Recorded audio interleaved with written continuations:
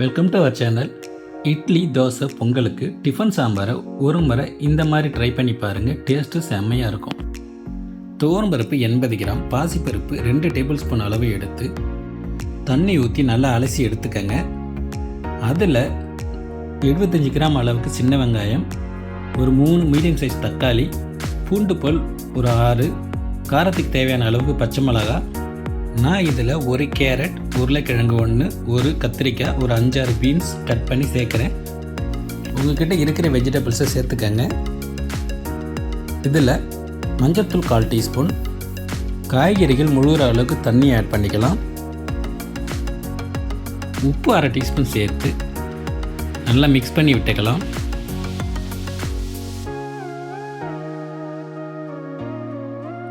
குக்கரை மூடிடலாம். ஒரு 5 விசில் வரட்டும். அதுக்குள்ளே நம்ம ஒரு மசாலா பவுடர் ரெடி பண்ணிக்கலாம்.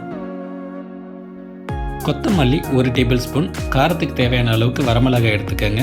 வெந்தயம் ஒரு 1/2 டீஸ்பூன், சீரகம் 1 டீஸ்பூன், கடலைப்பருப்பு 1 டீஸ்பூன் சேர்த்து ஸ்டவ்வை மீடியம் ஃப்ளேமில் வச்சு கொஞ்ச நேரம் வறுத்துக்கங்க. இந்த டிஃபன் சாம்பாருக்கு இந்த மசாலா பவுடர் தான் நல்ல டேஸ்ட்டை கொடுக்கும்.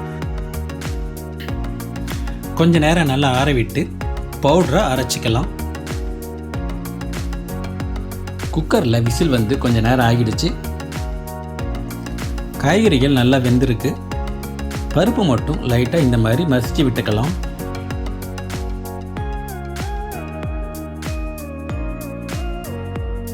பருப்பை மசிச்சு விட்டதுக்கப்புறமா ஸ்டவ்வை ஆன் பண்ணிக்கலாம்.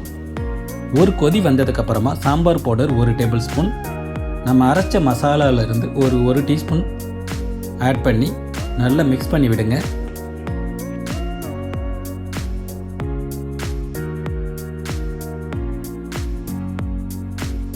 மசாலா பவுடர் சேர்த்து ஒரு 3 நிமிஷம் மட்டும் கொதிக்க விடுங்க.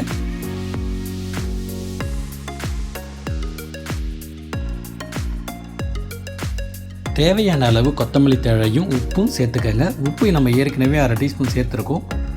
அதுக்கு தகுந்த மாதிரி உப்பு சேர்த்துக்கங்க. அடுத்து தாளிப்பு ஒன்று ரெடி பண்ணி சேர்த்துக்கலாம். எண்ணெய் ஒரு 2 டீஸ்பூன் சேர்த்து கடுகு, உளுத்தம்பருப்பு சேர்த்துக்கங்க. கடுகு நல்லா வெடித்து வந்ததுக்கப்புறம் தேவையான அளவுக்கு கருவேப்பிலை, வரமிளகாய், பெருங்காயத்தூள் 1/4 டீஸ்பூன் சேர்த்து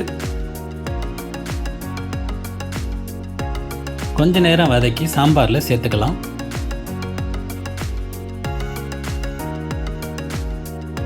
இந்த முறையில் டிஃபன் சாம்பாரை ட்ரை பண்ணி பாருங்கள். இது இட்லி, தோசை, பொங்கலுக்கு ரொம்ப நல்லாயிருக்கும். இந்த வீடியோ உங்களுக்கு பிடித்திருந்தால் கமெண்ட் பண்ணுங்கள், லைக் பண்ணுங்கள், ஷேர் பண்ணுங்கள். எங்கள் சேனலை ஃபஸ்ட் டைம் பார்க்குறவங்க மறக்காமல் சப்ஸ்கிரைப் பண்ணி எங்களுக்கு சப்போர்ட் பண்ணுங்கள்.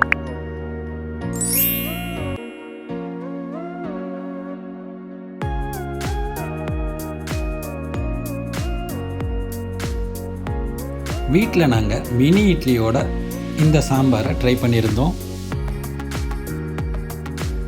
இட்லியோட 1 டீஸ்பூன் நெய் ஊற்றி இந்த மாதிரி சாம்பாரை வச்சு சாப்பிட்டு பாருங்கள். ரொம்ப நல்லாயிருக்கும்.